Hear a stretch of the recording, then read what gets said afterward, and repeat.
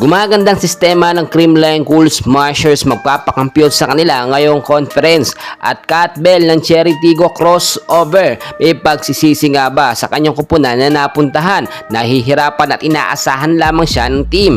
And bago natin yan ipagpatuloy pag-usapan mga kaibigan ko, like and subscribe po muna and pahit ng notification bell. Maraming salamat po. Well mga kaibigan, sa kakatapos nga lang po na laban ng Creamline Cool Smashers kontra dito sa Cherry Tigo crossover ay nag-activate po ang magagaling na spikers ng CCS dahil na rin po yan sa napaka very consistent at maayos at nag-i-improve ng mga set ni Kyle Negrito. Nakita natin so far nagagamit po ng maayos at nag-activate talaga yung magagandang palo nitong si Bea De Leon, Bernadette Pons, Michelle Gumabaw at Risa Sato, which is very unexpected nga po yun. Samahan pa yan ng maayos po na floor defense ng Creamline Cool Smashers. Sa pagkakataong yun mga kaibigan, wala po yung mga star player ng CCS hanggang ngayon, hindi pa rin talaga nakakapaglaro.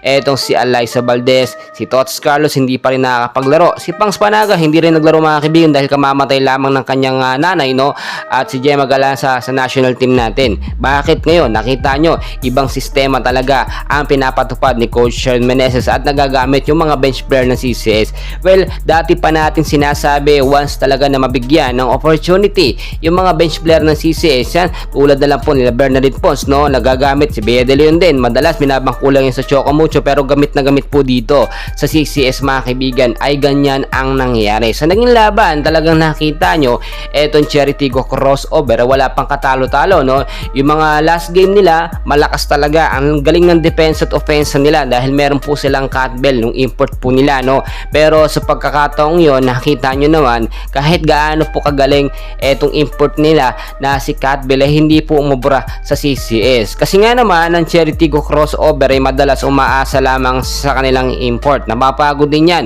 at kinakailangan at dapat meron din siya magagaling na makakakampi. Well, may inggit nga ba na nararamdaman ito si Cat Bell dito kay Erica Staunton na import nga po ng CCS dahil nga po sa Creamline halos lahat po ng mga player ay walang tapon at maaasahan. So kahit hindi ganoon kagalingan yung import na makuha po ng CCS hindi ko sinasabing hindi magaling si Erica Staunton, magaling po yan kapag adjust or mas nai-improve yung performance kapag magagaling po yung mga kakampi.